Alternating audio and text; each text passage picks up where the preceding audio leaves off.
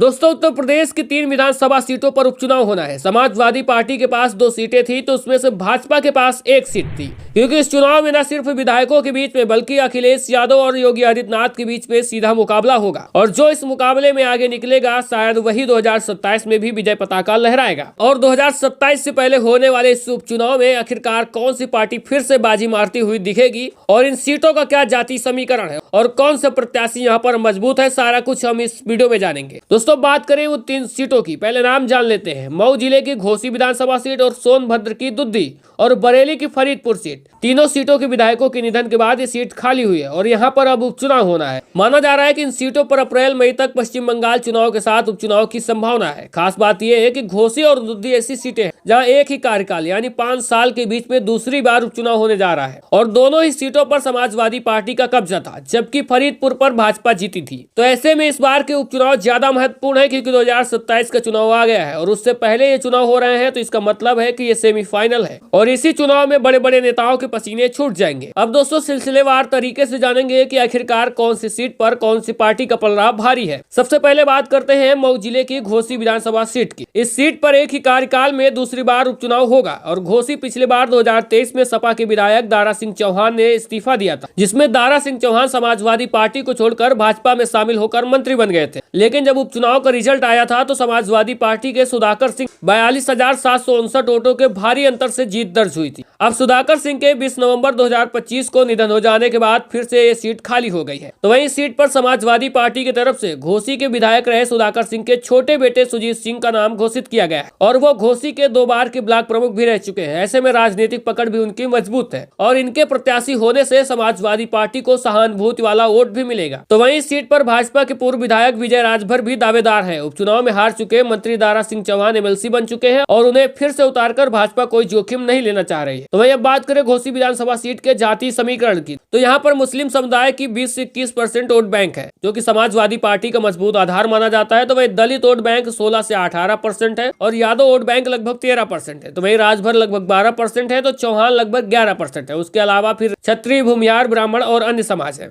और बात करें इसके पिछले रिजल्ट की, जब 2023 में उपचुनाव हुआ था तो यहाँ पर सुधाकर सिंह ने समाजवादी पार्टी की तरफ से चुनाव जीता था। तो वही 2022 में यहाँ पर भी समाजवादी पार्टी ही जीती थी। इसमें प्रत्याशी थे दारा सिंह चौहान, जो कि बाद में भाजपा में चले गए थे। और इसके पहले जब 2019 में उपचुनाव हुआ था तो वहाँ पर भाजपा के विजय राजभर चुनाव जीते थे और इससे पहले भी 2017 के विधानसभा चुनाव में यहाँ पर फागू चौहान चुनाव जीते थे और उससे भी पहले 2012 के विधानसभा चुनाव में यहाँ पर समाजवादी पार्टी की तरफ से सुधाकर सिंह चुनाव जीते थे। तो ऐसे में घोसी विधानसभा सीट पर समाजवादी पार्टी की पैठ मजबूत मानी जाती है और यहाँ पर सुजीत सिंह जी चुनाव जीत सकते हैं। तो ये बात करते हैं सोनभद्र जिले की दुद्दी विधानसभा सीट की। इस सीट पर एक ही टर्म में दूसरी बार उपचुनाव हो रहा है, जैसे घोसी में हो रहा है। यहाँ के भी विधायक विजय सिंह गौड़ की 18 जनवरी 2026 को निधन हो गया था, जिसके बाद ये सीट खाली हुई, यहाँ पर भी उपचुनाव होने हैं। और बात करें इस सीट पर जातीय समीकरण की, तो यहाँ पर जो आदिवासी समाज है वो सबसे बहुसंख्यक है। तो यहाँ पर लगभग 35 से 40% आदिवासी समाज है, 22 से 25% दलित समाज का भी वोट बैंक है। वहीं OBC 20 से 22% OBC भी है और वहीं सवर्ण 10 से 12%। तभी इस सीट पर समाजवादी पार्टी का समीकरण अच्छा बैठता है। डिपेंड करता है कि प्रत्याशी कौन है। अब बात करते हैं कि समाजवादी पार्टी दुद्दी विधानसभा सीट पर किसको टिकट दे सकती है। दोस्तों, यहाँ भी सहानुभूति कार्ड खेला जाएगा। यहाँ पर भी विजय सिंह गौड़ के परिवार को ही टिकट देने के संकेत दिए गए हैं। समाजवादी पार्टी यहाँ उनके छोटे बेटे नरेंद्र प्रताप सिंह को टिकट दे सकती है, क्योंकि नरेंद्र प्रताप सिंह ही पिता का पूरा मैनेजमेंट देखते थे, उनके रहते संभाल रहे थे और वो राजनीतिक रूप से सक्रिय भी थे। तो ऐसे में विजय सिंह के तीनों बेटे में से सबसे बड़े वीरेंद्र प्रताप सिंह जो बाराबंकी में सिविल जज है और मंझले बेटे सुरेंद्र प्रताप सिंह जल निगम में इंजीनियर। तो ऐसे में समाजवादी पार्टी या तो इन दोनों बेटों में से एक को किसी को टिकट देगी या तो फिर उनके पत्नी को दे सकती है। अब बात करते हैं इनके पिछले रिजल्ट की। 2024 में जब उपचुनाव हुए तो यहाँ समाजवादी पार्टी के विजय सिंह गौड़ चुनाव जीते थे। तो वहीं सीट पर 2022 विधानसभा चुनाव में राम दुलार भारतीय जनता पार्टी के प्रत्याशी थे, वो चुनाव जीते थे। और इससे पहले 2017 के विधानसभा चुनाव में यहाँ पर हरिराम चेरो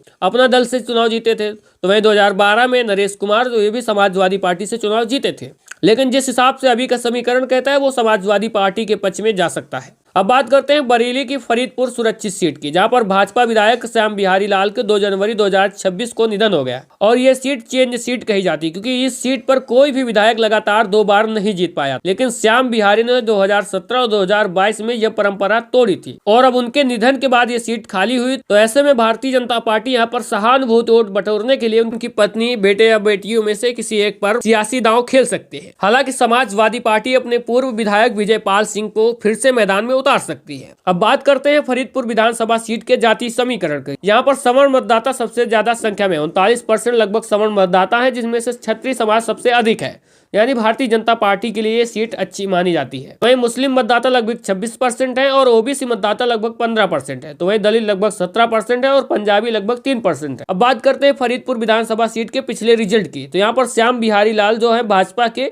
वो 2022 में विधानसभा चुनाव जीते। उससे पहले भी 2017 में श्याम बिहारी लाल भाजपा की तरफ से चुनाव जीते थे और उसके पहले 2012 विधानसभा चुनाव में सियाराम सागर समाजवादी पार्टी की तरफ से जीते थे। तो वहीं 2007 के विधानसभा चुनाव में विजयपाल सिंह बसपा के टिकट पर चुनाव जीते थे। तो ऐसे में इन तीनों विधानसभा सीट पर, जहां पर 2 समाजवादी पार्टी के विधायक थे और एक भाजपा का, फिर से वही दोहराने के संकेत नजर आ रहे हैं और रिजल्ट वैसा कहे वैसा रहने की संभावना है। लेकिन कहा जाता है कि उत्तर प्रदेश में जिसकी सरकार होती है तो उपचुनाव में अक्सर वही जीतती है। लेकिन 2027 के विधानसभा चुनाव का आकलन करके, तो ऐसे में इस उपचुनाव के परिणाम से 2027 का आकलन नहीं किया जा सकता है, क्योंकि उपचुनाव में कुछ भी हो सकता है। सरकार रहती है, ढेर सारे अधिकारी उनके कल काम करते हैं, लेकिन मुख्य चुनाव अलग तरीके से लड़ा जाता है। अब दोस्तों, आपको क्या लगता है कौन सी सीट पर कौन सा प्रत्याशी बाजी मार सकता है? कमेंट बॉक्स में अपनी राय जरूर दें और साथ में अगर दी गई जानकारी अच्छी लगी है तो ज्यादा से ज्यादा लाइक और शेयर करके चैनल को भी सब्सक्राइब और फॉलो करें।